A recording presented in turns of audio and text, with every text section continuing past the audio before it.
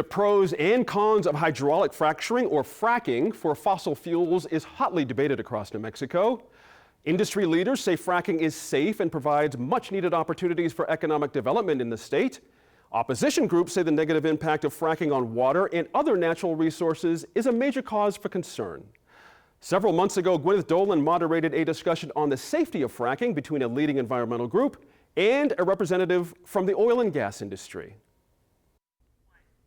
We are here today with Eric Schlenker-Goodrich with the Western Environmental Law Center and Wally Drangmeister with the New Mexico Oil and Gas Association. Thank you guys for being with us today. Hello, it's great to be here. Wally, this year a district court struck down Mora County's ban on fracking, just a few months before the Environmental Protection Agency released a report saying they found no evidence that fracking had had a widespread effect on water supplies, but that it has had caused some contamination in some places. So in a desert state like New Mexico, where water is so precious, how can the oil and gas industry reassure New Mexicans that fracking won't irreparably harm their water? Well, first we would look to our record, which is in New Mexico exemplary. We've been doing hydraulic fracturing for over 4 decades, and our record of groundwater protection is very, very strong. So that is the first point. The second is this is a well-regulated process.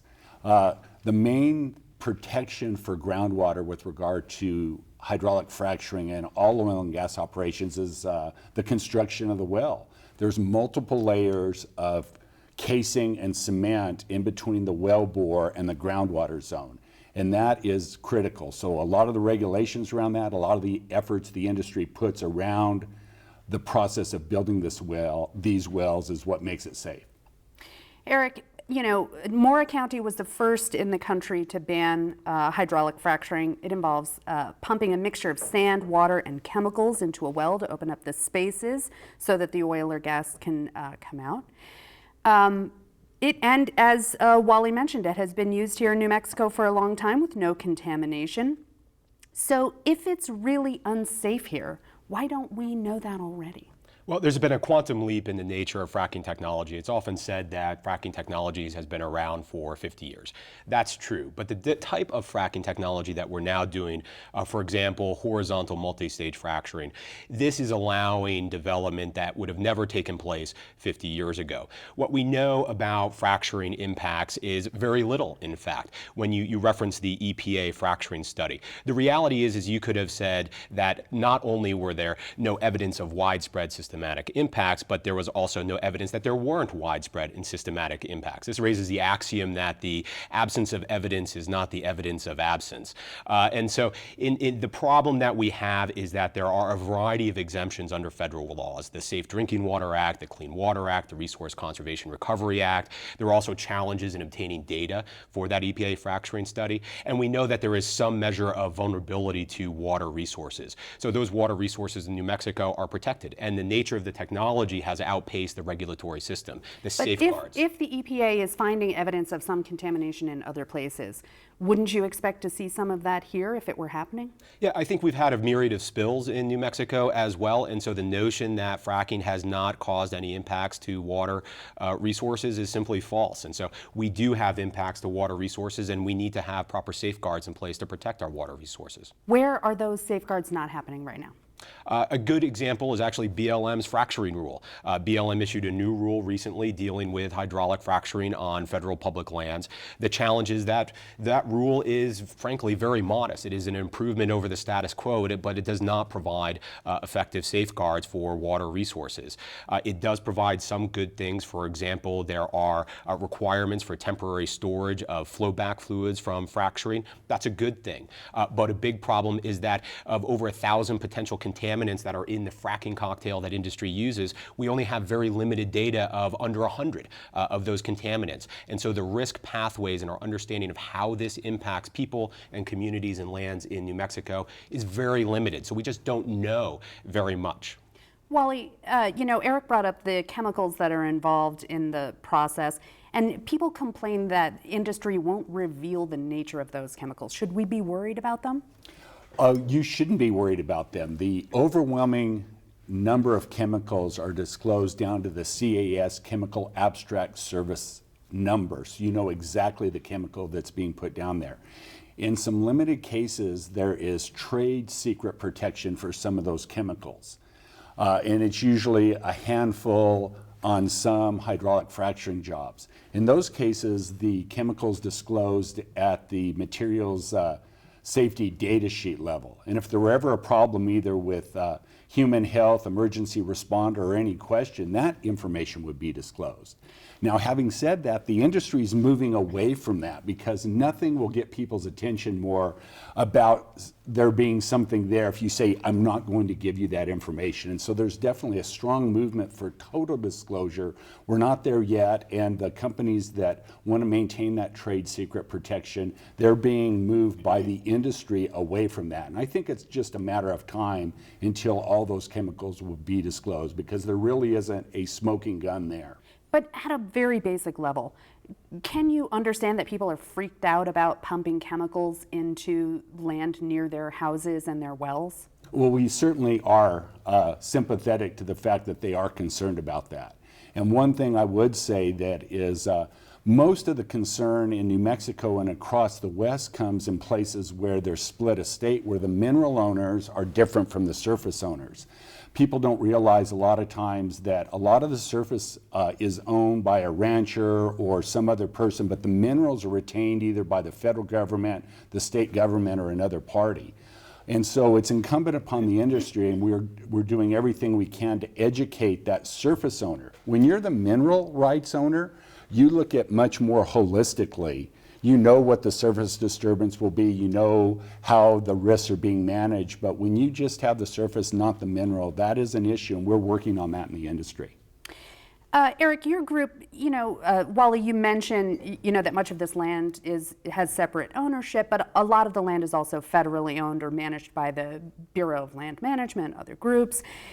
Eric, your group was involved in persuading the federal government, the BLM, to put the brakes on fracking in oil and gas-rich areas in northern New Mexico that are near Chaco Canyon. It's a UN World Heritage Site, but there are already roads and other development in that area used for other reasons.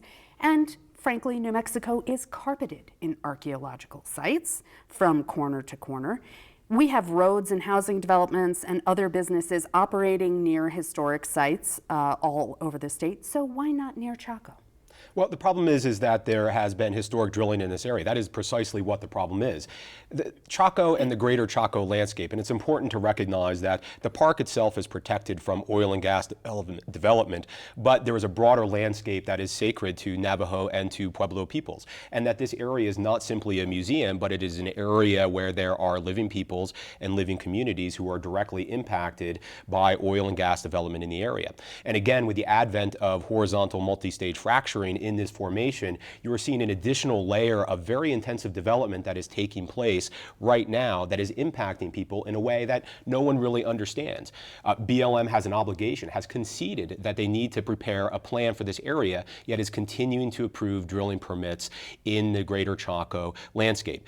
The way I think about it is you wouldn't allow a construction crew to go in and pour a foundation for your house and put in the plumbing for that house before you had an architect come in and actually design what that house is going to look like, what the plans are for that house, where the bathroom is going to be located, where the kitchen is going to be located, where you're going to have the bedrooms. And so that is the fundamental problem in the greater Chaco landscape, is that there is a lack of planning, and instead we have piecemeal drilling that is occurring and affecting communities and the landscape without anyone really knowing what is going on and without an orderly and efficient plan to understand how to ensure this is done as responsibly as possible. Now, Chaco is a sacred space, and anyone who's visited there agrees it's amazing.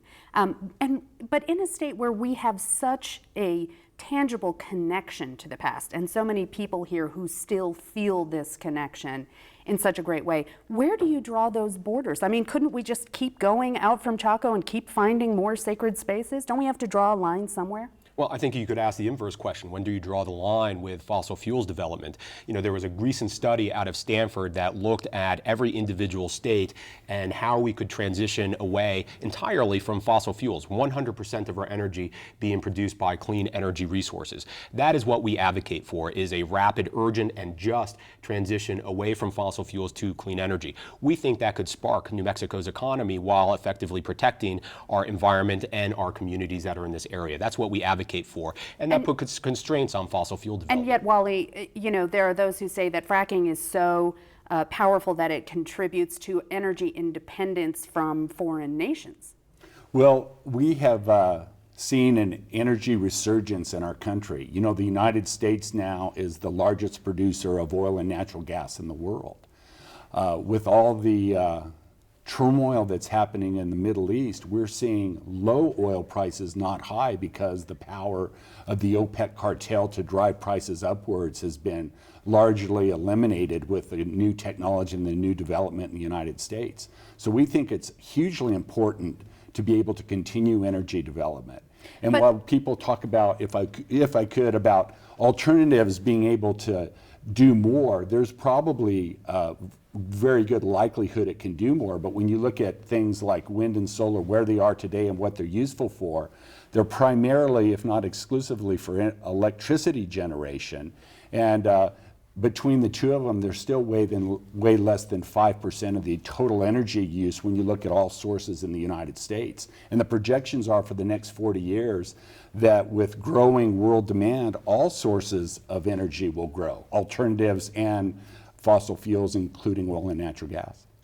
Wally, some Navajo activists in northwestern New Mexico say the industry is making lots of money from natural resources in one of the poorest areas in the entire country, and that their communities are taking on the risks of fracking without sharing the benefits.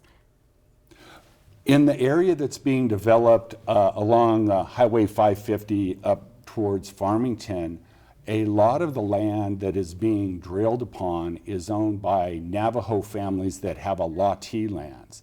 They're not Navajo Nation, they're not tribal lands, but they're controlled and owned by individual Navajo families. And they have benefited tremendously by the development of oil and gas resources. And so that's one group that's absolutely benefiting.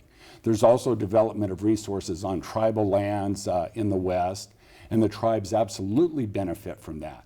So I think that there are people that are tremendously benefiting. Now, not everyone benefits the same. That's certainly the case. But for the Alati families, particularly in that Mancos Shale formation that's being developed, they're receiving large bonus checks, royalty checks, and it's a big part of the income for their extended families. Gentlemen, thank you so much for being with us today. You're welcome. It's great to be here. Thank you.